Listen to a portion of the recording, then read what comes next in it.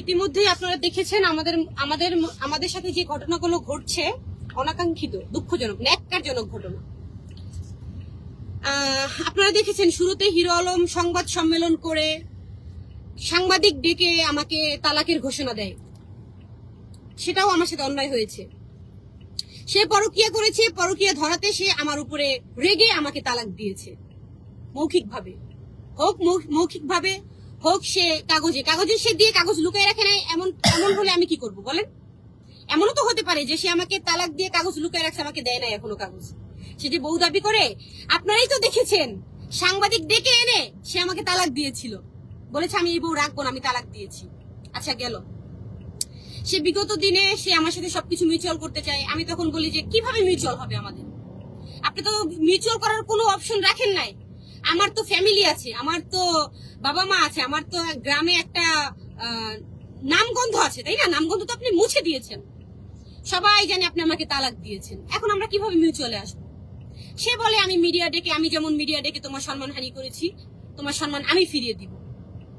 আমি বললাম এটা খুবই খারাপ একটা বিষয়, যেহেতু আপনি মিডিয়া ডেকে আমাকে তালাক দিচ্ছেন, আবার মিডিয়া ডেকে মানুষ বলবে আমরা নাটক করছি, মানুষ বলবে আমরা ভাইরাল হতে চাচ্ছি।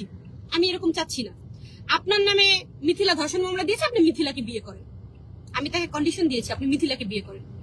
তারপরে সে বলছে সে রিয়াজকে ধরেছে। লাস্টে সে আজকে যে ঘটনা ঘটছে, রিয়াজকে সে নিজেই বলছে যে তুমি দেখা করো না হলে আমি তোমার সাথে দেখা করবো। রিয়াজ আসছে বাসায়, রিয়াজ আসছে, সেও আসছে। এর মধ্যে রিয়াজের সাথে যখন সে বাকবিতণ্ডায় জড়ায় গেছে, স্বাভাবিক। রিয়াজের বউর সাথে হিরো আলম কি ধরনের ভিডিও বানায় আপনারা দেখছেন। গাড়ির মধ্যে শুরু করছে কিন্তু তারা। আমরা কিন্তু বলেছিলাম যে আমরা কিন্তু ক্যামেরার সামনে ভিডিও করছি, কিন্তু আপনারা কিন্তু গাড়ির মধ্যে টুলুমুলু করে ভিডিও করেন। সেটা দিয়ে তারা কত হাসাহাসি, কত হাসে। আপনারা তো তালাক প্রাপ্ত, আমরা টুলুমুলু করে ভিডিও করি না, কি করি এটা আপনাদের দেখার বিষয় নাই।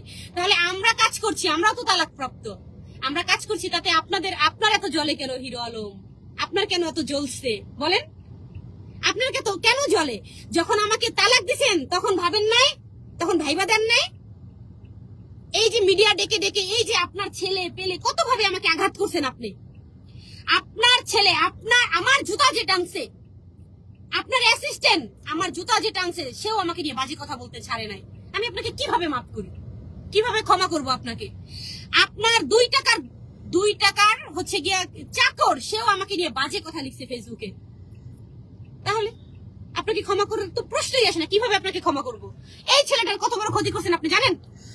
এই ছেলেটার 1 মিলিয়নের পেজ যেটা দিয়ে সে ইনকাম করে, আপনি তার পেটে লাথি মারছেন। তার 1 মিলিয়নের পেজ আপনি উড়াই দিচ্ছেন।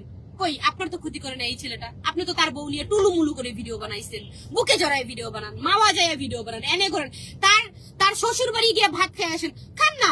এক্স শ্বশুর বাড়ি, সে তো পুরুষ, সে বীর পুরুষ, সে বউ রাখবে না, তালাক দিছে। কিন্তু আপনার ক্ষমতা হয় না হিরো আলম, আপনার ক্ষমতা হয় না আমাকে তালাক দেওয়ার। লাস্টে গিয়ে আমারই ডিভোর্স করতে হবে, আপনাকে আমার ডিভোর্স করতে হবে। আপনার ক্ষমতা হয় না আমাকে তালাক দেওয়ার। আপনি কেমন পুরুষ? ঘোষণা দিয়েছিলেন না আপনি আমাকে তালাক দিবেন, দিতে পারেন নাই কেন এখনো পর্যন্ত? এখন এসে বউ দাবি করেন। আপনি এই ছেলেকে বাসায় ডাকছেন, আপনি সিন ক্রিয়েট করছেন, আপনি এই ছেলেকে মারছেন, আপনি মামলা দিছেন। কেন দিছেন মামলা? কেন মিথ্যা হয়রানি করতেছেন এইভাবে? কেন করতেছেন বলেন? কেন করতেছেন? এই ছেলেকে আপনি ডাকছিলেন মিউচুয়াল করবেন, আপনাদের মধ্যে ঝামেলা হয়েছে, এক কথা 2 কথায় আপনি মারছেন, আপনার ছেলে পেলে মারছেন। দেখেন, মেরে তো তার মাথা ফাটাইছেন, আবার আমাদের নামেই মামলা দিছেন। মিথ্যা মামলা দিছেন আপনি, মিথ্যা মামলা। দেশবাসী দেখেন, মিথ্যা মামলা। আসলে মিথ্যা দিয়ে সত্য কখনো ঢাকা যায় না, কখনোই ঢাকা যায় না। মিথ্যা দিয়ে সত্য কখনোই ঢাকা যায় না। আপনি একটা মুসলমানের বাচ্চা, ঠিক আছে? আপনি কিন্তু মুসলিম, এটা মাথায় রাখবেন। আপনি এই যে আমার বাসার নিচে চিল্লায় চিল্লায় বলছেন, এই যে বলছেন যে আপনার বউ নাকি দেহ ব্যবসা করে, সেই বউ কোনোদিন ফেরত পাইতে চান? আবার আপনার বউ তো এখনো তো রিয়ামণি আপনার বউ। তাহলে বউর নামে যে এত বড় একটা কথা বলছেন, ইসি ঘৃণা। এরকম মেয়ে বিয়ে করছেন আপনি, আপনার লজ্জা লাগে না? আপনার শরম নাই? কেমনে বলেন? এখনো তো আপনার বউ। তাহলে এই কথাটা কেমনে বলছেন আপনি? আপনার মুখ দিয়ে কেমনে আসলো বলেন? দেশবাসী বলেন, আপনারা বলেন। তার তো ওয়াইফ আমি, তাহলে ওয়াইফকে কিভাবে সে বলে এত বাজে কথা, এত নোংরা কথা? সেটাই প্রথম বলে নাই, সে অনেক আগেও বলছে।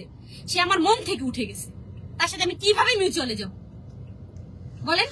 সে মিউচুয়াল করি নাই দেখা তার সাথে আমি এখন সংসার করবো না বিধায় সে মিথ্যা মামলা এই ছেলেটাকে হয়রানি, এই ছেলের ইউটিউবে স্ট্রাইক মারে, পেজ নষ্ট করে দেয়। কেন?